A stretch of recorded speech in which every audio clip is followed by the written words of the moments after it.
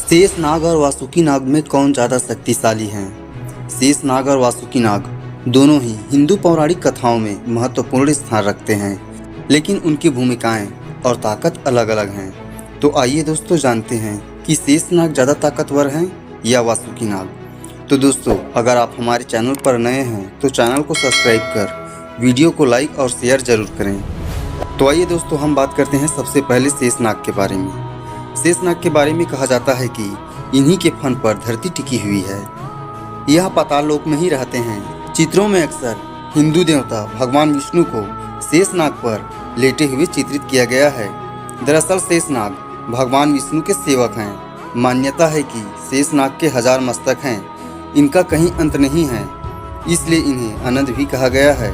ये ऋषि कश्यप की पत्नी कद्रू के बेटे में सबसे पराक्रमी और प्रथम नागराज थे। कश्मीर के अनंतनाग जिला इनका गढ़ था। ऋषि कश्यप की पत्नी कद्रू के हजारों पुत्रों में सबसे बड़े और सबसे पराक्रमी शेषनाग ही थे।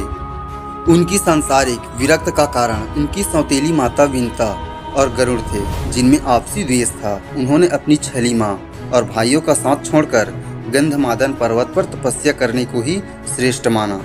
ब्रह्म ने प्रसन्न होकर उन्हें वरदान दिया और उन्हें पाताल लोक का राजा बना दिया। इसके अलावा उन्होंने भगवान विष्णु का सेवक बनना ही अपना सबसे बड़ा पुण्य समझा।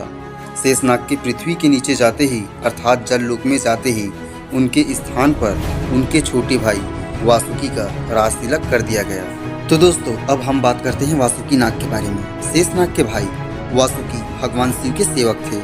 नागों के दूसरे राजा वासुकी का इलाका कैलाश पर्वत के आसपास का क्षेत्र था।